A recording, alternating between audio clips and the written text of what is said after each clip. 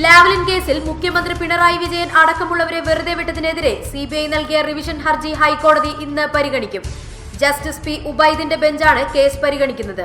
ഒരു വർഷത്തിനിടെ സാങ്കേതിക കാരണങ്ങളാൽ നിരവധി തവണ മാറ്റിവെച്ച ശേഷമാണ് കേസ് ഇന്ന് വീണ്ടും പരിഗണിക്കുന്നത്.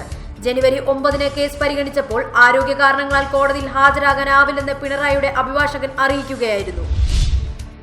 തെക്കൻ കാശ്മീരിലെ കുൽഗാം ജില്ലയിൽ സൈന്യവും ഭീകരരും തമ്മിലുണ്ടായ 10 മണിക്കൂർ നീണ്ട ഏറ്റുമുട്ടൽ അവസാനിച്ചതിന് പിന്നാലെ സൈന്യത്തിനെതിരെ പ്രതിഷേധവുമായി ജനങ്ങൾ രംഗത്തെത്തി.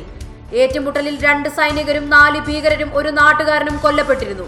20ഓളം പ്രദേശവാസികൾക്ക് ഏറ്റുമുട്ടലിനിടെ പരിക്കേറ്റു. സാധാരണക്കാരൻ മരിച്ച സംഭവത്തിൽ പ്രതിഷേധിച്ചാണ് ആയിരക്കണക്കിന് പേർ പ്രതിഷേധവുമായി രംഗത്തെത്തിയത്. പാമ്പാടി നെഹ്റു കോളേജിലെ വിദ്യാർത്ഥി ജിഷ്ണു പ്രണോയ് ദുരൂഹ സാഹചര്യത്തിൽ മരിച്ച കേസിൽ വൈസ് പ്രിൻസിപ്പൽ അടക്കമുള്ള ആരോപണ വിധേയരായ അധ്യാപകർക്കെതിരെ ആത്മഹത്യാ പ്രേരണ കുറ്റത്തിന് കേസെടുക്കുമെന്ന് സൂചന. വൈസ് പ്രിൻസിപ്പൽ ശക്തിവേൽ ജിഷ്ണു കോപ്പിയടിച്ചത് കണ്ടുവെന്ന് പറയുന്ന കോളേജ് ആഭ്യന്തര invigilator assistant professor CP Praveen തുടങ്ങി 5 പേർക്കെതിരെയാണ് പ്രേരണാകുറ്റം ചുമത്താൻ പോലീസ് തീരുമാനിച്ചിരിക്കുന്നത്. മന്ത്രിസഭ രൂപീകരിച്ച ശേഷം മറീനയിലെ ജയലളിത സ്മാരകത്തിലെത്തി എല്ലാവർക്കുമൊപ്പം ഫോട്ടോ എടുക്കുമെന്നും അതാണ് ശപഥമെന്നും Anna DMK general secretary Sasikala. Mahabalipuram കൂവത്തൂരിലെ റിസോർട്ടിൽ MLA-മാരെ അഭിസംബോധന ചെയ്യുമ്പോഴായിരുന്നു ശശികലയുടെ വൈകാരിക പ്രതികരണം. സർക്കാർ രൂപീകരിക്കുക എന്നതാണ് ഒരേ ഒരു ലക്ഷ്യം. എടുത്ത തീരുമാനത്തിൽ നിന്നും ഒരിക്കലും മാറില്ല. ആരെയും ഭയപ്പെടില്ല. അടുത്ത 4.5 വർഷം അണ്ണാ DMK സർക്കാർ തുടരുമെന്നും ശശികല പറഞ്ഞു.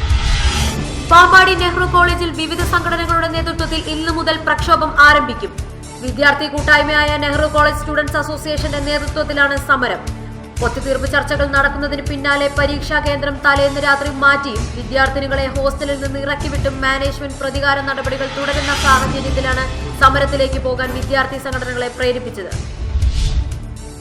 നിലവിൽ മങ്ങിയിരിക്കുന്ന അമേരിക്കൻ സമ്പദ് വ്യവസ്ഥയ്ക്ക് പുതിയ പ്രസിഡന്റ് ഡൊണാൾഡ് ട്രംപ് നല്ലതാണെന്ന് അന്താരാഷ്ട്ര നാണയനിധിയുടെ മേധാവി ക്രിസ്റ്റീൻ ലഗ്രേഡ്. അടിസ്ഥാന സൗകര്യങ്ങളിലേക്ക് കൂടുതൽ നിക്ഷേപങ്ങൾ ക്ഷണിച്ചതും നികുതി പരിഷ്കാരവും അമേരിക്കൻ സമ്പദ് വ്യവസ്ഥയ്ക്ക് കരുത്തേകും. എങ്കിലും കുതിച്ചുയരുന്ന അമേരിക്കയിലെ പലിശ നിരക്കും കരുത്താർജിക്കുന്ന ഡോളറും ആഗോള വ്യാപാരത്തിന് ഭീഷണിയാണെന്നും ക്രിസ്റ്റീൻ.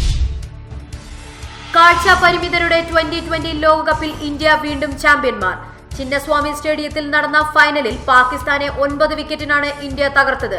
2012 ബംഗളൂരുവിൽ നടന്ന പ്രഥമ 2020 ലോകകപ്പിലും ഇന്ത്യ തന്നെയായിരുന്നു ചാമ്പ്യന്മാർ. ആദ്യം ബാറ്റ് ചെയ്ത പാകിസ്ഥാൻ 20 ഓവറിൽ 8 വിക്കറ്റ് നഷ്ടത്തിൽ 197 റൺസാണ് നേടിയത്. ഇന്ത്യ 17.4 ഓവറിൽ 1 വിക്കറ്റ് നഷ്ടത്തിൽ ലക്ഷ്യം മറികടന്നു.